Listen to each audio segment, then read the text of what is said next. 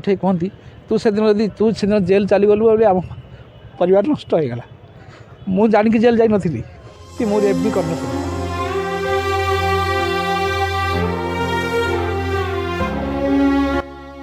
परिवार जन्मग्रहण कर भुवनेश्वर अटो चालना करने आरंभ कर ग्यारेज रे काम करने पर्यंत व्योमकेश आरंभ करथिले निज करियर समय क्रमे समाज सेवा एवं राजनीति रे पाद रखिथिले इंटरनेशनल यूथ अवार्ड जीति अनेक प्रशंसा साउंटिथिले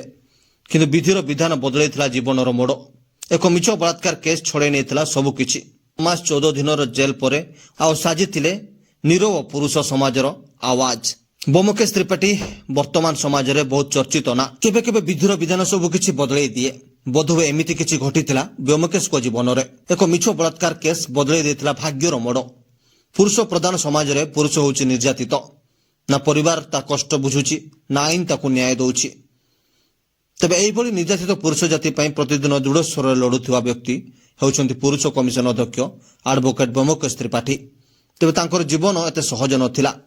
जानतु आज एई वीडियो माध्यम रे तांकर जीवन रो कहानी एक गरीब परिवार जन्मग्रहण करी भुवनेश्वर ऑटो चलाण आरंभ करी ग्यारेज रे काम करथिले व्योमकेश त्रिपाठी समय क्रमे समाज सेवा एवं राजनीति रे पाद रखिथिले इंटरनेशनल यूथ अवार्ड जीति पर अनेक प्रशंसा साउंटिथिले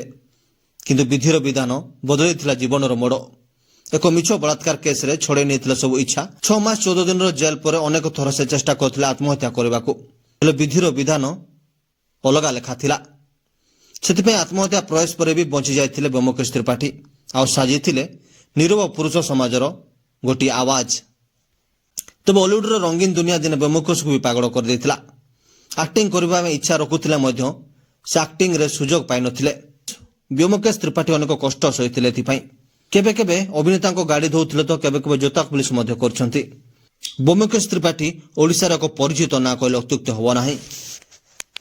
हो आज्ञा सब व्यक्ति परि तांकर मध्य कहानी नियारा